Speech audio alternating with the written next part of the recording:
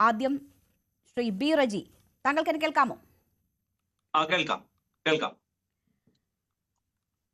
ജമാഅത്തെ ഇസ്ലാമി മതരാഷ്ട്രവാദം ഉപേക്ഷിച്ചു, അവർക്ക് പല മാറ്റങ്ങളും വന്നിട്ടുണ്ട് എന്നതാണ് വി ഡി സതീശൻ നിലമ്പൂർ തെരഞ്ഞെടുപ്പ് സമയത്ത് പറഞ്ഞിരുന്നത്. ഇപ്പോൾ താങ്കൾക്ക് വി ഡി സതീശന്റെ വാക്കുകൾ ഒന്നുകൂടി ഒന്ന് കേൾക്കാം.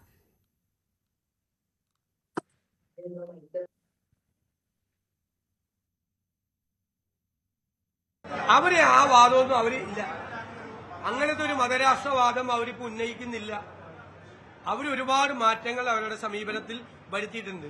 പൊളിറ്റിക്കലായിട്ടാണ് പിന്തുണ കൊടുത്തിരിക്കുന്നത്. കോൺഗ്രസിനാണ്, UDF-നാണ് അവർ പിന്തുണ കൊടുത്തിരിക്കുന്നത്. കേരളത്തിൽ പൊളിറ്റിക്കൽ ആയിട്ടാണ് പിന്തുണ. കഴിഞ്ഞ ലോക്സഭാ തെരഞ്ഞെടുപ്പിന്റെ സമയത്ത് ഞങ്ങളെ പിന്തുണച്ചിരുന്നു, ഇപ്പോഴും പിന്തുണയ്ക്കുന്നു, പിന്തുണ സ്വീകരിക്കും. അവർ ആ വാദങ്ങളൊക്കെ ഉപേക്ഷിച്ചു, അവർക്ക് ഒരുപാട് മാറ്റങ്ങൾ വന്നിട്ടുണ്ട്. ഇതാണ് വി ഡി സതീശന്റെ ന്യായീകരണം. ഇത് വലിയ വിഷയമായിരുന്നു നിലമ്പൂർ ഉപതെരഞ്ഞെടുപ്പ് സമയത്ത്. ഇപ്പോൾ പരസ്യമായി തന്നെ അത്തരമൊരു നീക്കത്തിലേക്ക്, മൗദൂദിയുടെ ആശയങ്ങൾ താഴെത്തട്ടിലേക്ക് എത്തിക്കാൻ ചർച്ചാ സദസ്സുകൾ സംഘടിപ്പിക്കുകയാണ് സോളിഡാരിറ്റി. അപ്പോൾ വി ഡി സതീശൻ പറഞ്ഞതൊക്കെ കള്ളമല്ലേ? നോക്കൂ, ഇവിടെ ഇന്ത്യയിലെ ഇലക്ഷൻ കമ്മീഷനിൽ രജിസ്റ്റർ ചെയ്ത പൊളിറ്റിക്കൽ പാർട്ടിക്ക് ഇന്ത്യയിൽ പ്രവർത്തിക്കാൻ അവകാശവുമുണ്ട്, അനുമതിയുമുണ്ട്. ഇന്ത്യൻ ഭരണഘടനയോട് കൂറും വിശ്വസ്തതയും പുലർത്തുകയും ഇന്ത്യയുടെ ഇന്റഗ്രിറ്റിയെ ഉയർത്തിക്കാട്ടുകയും ഹേറ്റഡും വയലൻസും ഒഴിവാക്കുകയും ജനാധിപത്യത്തിൽ വിശ്വസിക്കുകയും മതേതര മൂല്യങ്ങളിൽ വിശ്വാസം ഉറപ്പാക്കുകയും ചെയ്യുന്ന പൊളിറ്റിക്കൽ അത്തരത്തിലുള്ള പ്രസ്ഥാനങ്ങൾക്കാണ് ഇലക്ഷൻ കമ്മീഷൻ രജിസ്ട്രേഷൻ അനുവദിക്കുന്നത്. അത്തരത്തിൽ പ്രവർത്തിക്കാമെന്നും ഇന്ത്യയുടെ ഭരണഘടനയെ ഉയർത്തിപ്പിടിച്ചുകൊണ്ട് പ്രവർത്തിക്കാമെന്നും ഏത് രാഷ്ട്രീയ പാർട്ടികൾ അത്തരത്തിൽ പ്രവർത്തനത്തിന് ഇറങ്ങിയാലും അവരെ അംഗീകൃത രാഷ്ട്രീയ പാർട്ടിയായി നമ്മൾ പരിഗണിക്കേണ്ടി വരും. അത് ഒരു ജനാധിപത്യ രാജ്യത്ത് പൊളിറ്റിക്കൽ പാർട്ടിക്ക് ഒരു വലിയ ഒരു കർത്തവ്യമാണ് നിർവഹിക്കാനുള്ളത്. ജനങ്ങളുടെ പല വിധത്തിലായിട്ടുള്ള പ്രശ്നങ്ങളെ ആർട്ടിക്കുലേറ്റ് ചെയ്ത് അത് ഭരണതലത്തിൽ എത്തിച്ച് അത് നിയമനിർമ്മാണങ്ങളിലൂടെ നടത്തി ജനങ്ങളുടെ ക്ഷേമമായി പരിണിതപ്പെടുത്തുന്നതിന്റെ ഏറ്റവും വലിയ ചാലക ശക്തി എന്ന് പറയുന്ന പൊളിറ്റിക്കൽ പാർട്ടിയാണ്. ഇപ്പൊ ജമാഅത്തെ ഇസ്ലാമി എന്ന് പറയുന്ന അത് എന്തുമായിക്കോട്ടെ, അവരുടെ രാഷ്ട്രീയ അവര് പ്രവർത്തിക്കുമ്പോൾ ഇതില് ഒരു വെൽഫെയർ പാർട്ടിയാണ് രാഷ്ട്രീയ രംഗത്തുള്ളത്. അവര് ഈ പറഞ്ഞ ഇന്ത്യയുടെ ഭരണഘടനാ മൂല്യങ്ങളെ ഉയർത്തിപ്പിടിച്ചുകൊണ്ട് പ്രവർത്തിക്കുന്നതാണ്. അവർ രാഷ്ട്രീയമായി കോൺഗ്രസിന് ഒപ്പം ചേർന്ന് നിൽക്കുന്നതിനെ എന്തിനാണ് ഒരു വിമർശനാത്മകമായി അതിനെ പോയിന്റ് ഔട്ട് ചെയ്യുന്നത്?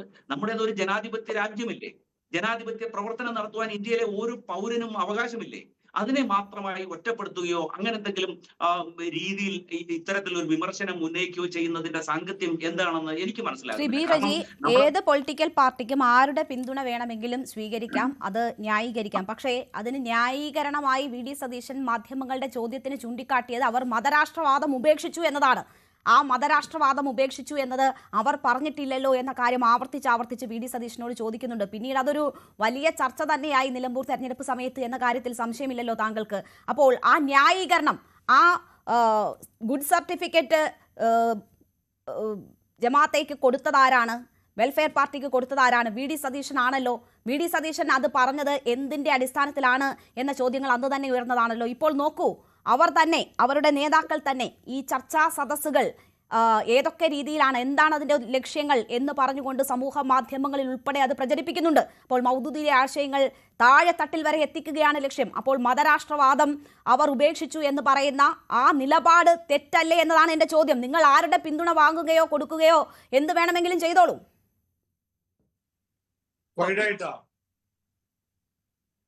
ശ്രീ ബി റജി, താങ്കളോടാണ്.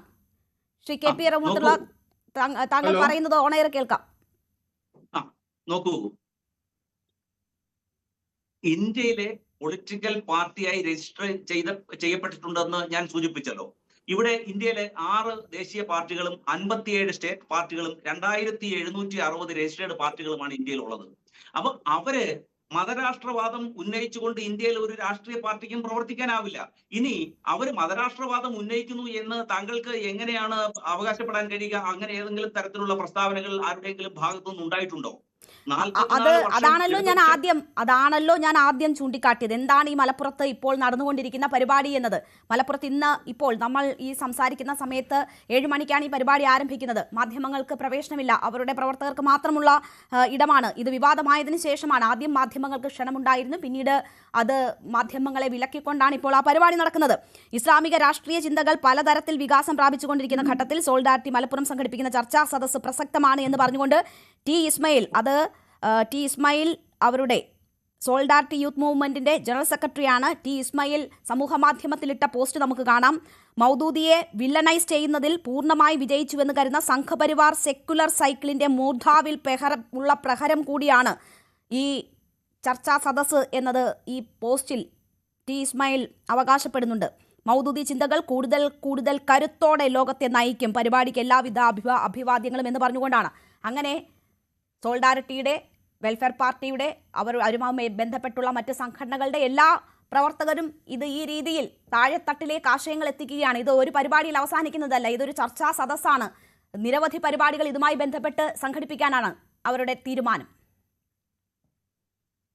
അത്തരത്തിൽ ഏതെങ്കിലും ചർച്ചാ സദസ്സുകളൊക്കെ ഇന്റേണലായി ഏതെങ്കിലും സാമുദായിക സംഘടനകൾ സ്വീകരിക്കുന്നുണ്ടെങ്കിൽ അതിനെ നമുക്ക് അവരുടെ ഒരു രാഷ്ട്രീയ നിലപാടായി കരുതാൻ കഴിയുമോ? ഇന്ത്യയിൽ മതരാഷ്ട്രവാദം ഉന്നയിച്ചുകൊണ്ട് ഒരു രാഷ്ട്രീയ പ്രസ്ഥാനത്തിനും പ്രവർത്തിക്കാൻ കഴിയില്ല.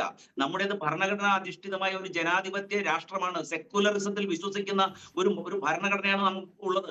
അത്തരത്തിൽ പ്രവർത്തിക്കുന്ന രാഷ്ട്രീയ കക്ഷികൾക്ക് മാത്രമേ ഇന്ത്യയിൽ പ്രവർത്തിക്കാൻ കഴിയൂ.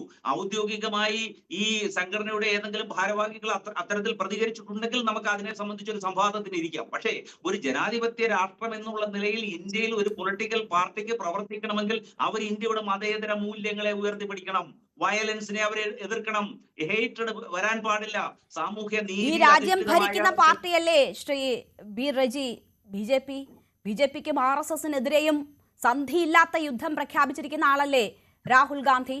ഇവിടുത്തെ വ്യവസ്ഥാപിതമായ സംവിധാനങ്ങൾക്ക് അനുസൃതമായി പ്രവർത്തിക്കുന്ന, രാജ്യം ഭരിക്കുന്ന പാർട്ടി, ലോകത്തെ തന്നെ ഏറ്റവും വലിയ സന്നദ്ധ സംഘടന. അപ്പോൾ അവർക്കെതിരെ സന്ധിയില്ലാത്ത യുദ്ധം നയിക്കുന്നതിനുള്ള ന്യായീകരണം എന്താണ് എന്നൊരു ചോദ്യം വരും. നിങ്ങൾ ഈ പറയുന്നതാണ് ന്യായമെങ്കിൽ. നോക്കൂ, RSS എന്നുള്ളത് ഒരു പൊളിറ്റിക്കൽ പ്രസ്ഥാനമല്ല. അത് ഒരു പ്രത്യേക രീതിയിൽ പ്രവർത്തിക്കുന്ന പൊളിറ്റിക്കൽ പ്രസ്ഥാനമല്ല പ്രവർത്തിക്കുന്നതാണ്. പക്ഷെ വെൽഫെയർ പാർട്ടി ആ ഗണത്തിൽ നമുക്ക് പെടുത്താൻ കഴിയുമോ? BJP ഒരു പൊളിറ്റിക്കൽ പ്രസ്ഥാനമല്ലേ? ഇന്ത്യയിൽ ജമാഅത്തും പൊളിറ്റിക്കൽ പ്രസ്ഥാനമല്ല.